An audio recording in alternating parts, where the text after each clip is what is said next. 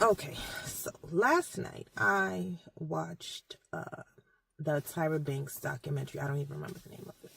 And I did not know that Tyra was crazier than a bag of bees. I watched this lady's documents. What did I just call it? A documentary. Documentary on the show America's Next Top Model.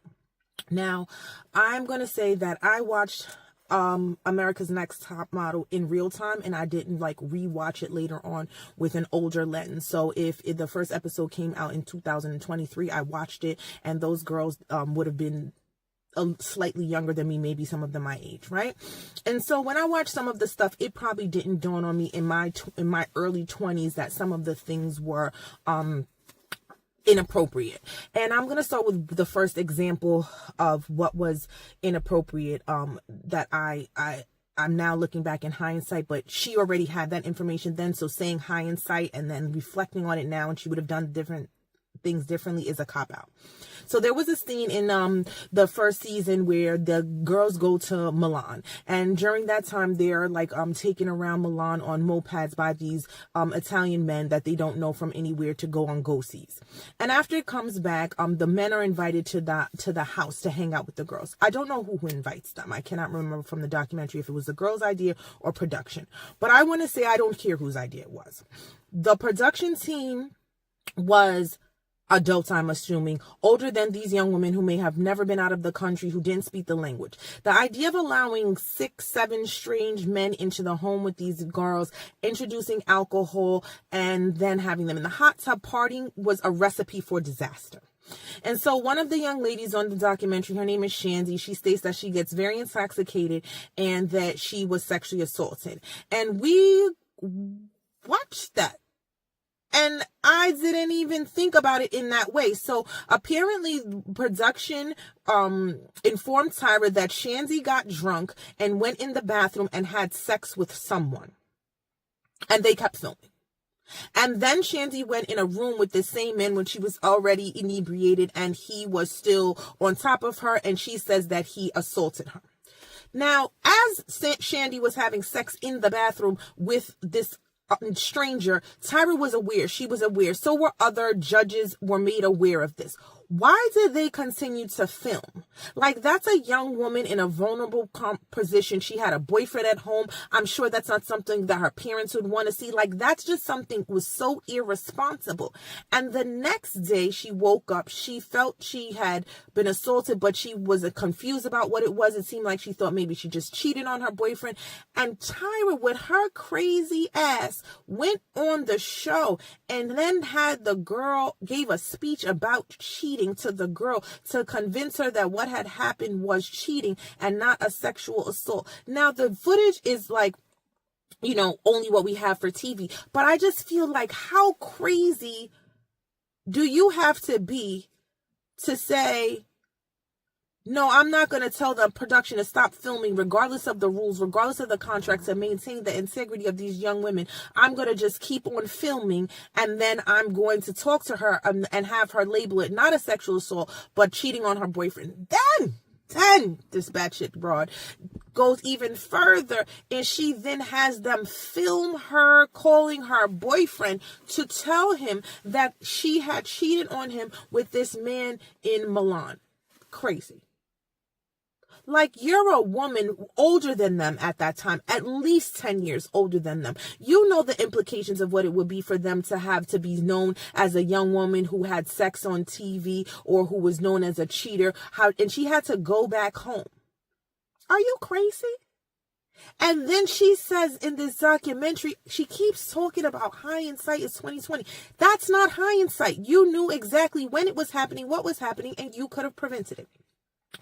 Then, oh God, it was just so much to unpack. Then the crazy lady did blackface. Now, I don't remember any blackface episodes, but this woman, Tyra Banks, put the white models in blackface on national TV, not once, but 2 times. And the first time is bananas. Thus, to do it 9 cycles later is insanity. Blackface, beloved, like, you have to be crazy. And nothing in your black self told you that you shouldn't be doing blackface. That's just crazy. Like, production should have had to check you. You should have known that for yourself. The first blackface was just like the white girls being an African American woman, then an African woman. But then on 9 seasons later, she mixed up the blackface. She had a girl there being an indigenous person, half indigenous person, and half Pakistani. What? This is crazy. Now, I don't remember 9 cycles later, because I don't know all these young women that won, lost, went home. I don't know their stories. I know like the main ones, right? Like, I didn't know Winnie Harlow was on that show and didn't win. I know like, Takara,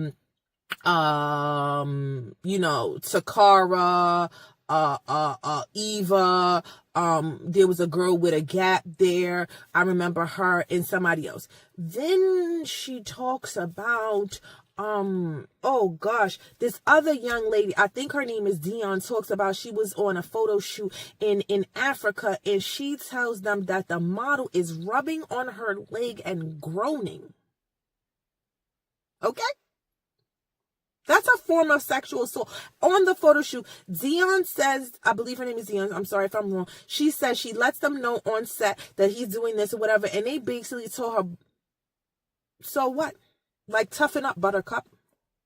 And has her keep shooting. And then this bag of bees broad, this crazy as a bag of bees broad, Tyra, when she's at the judging table, tells her she should have just told him, back up off me, and played it off like that. I should play off sexual assault. So you're just allowing for the sexual assault to just run rampant on your show. And then when they asked her about the situation about Shandy, she was like, I think I remember. I think you remember? Girl.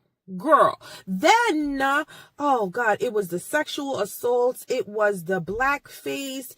It was the, she allowing them to like close one girl's gap in one season, then open up another girl's gap. And then that girl her name is Danielle. She said, Tyra called her 15 years later and said, I'm sorry I let you struggle. I could have opened doors for you, but I didn't.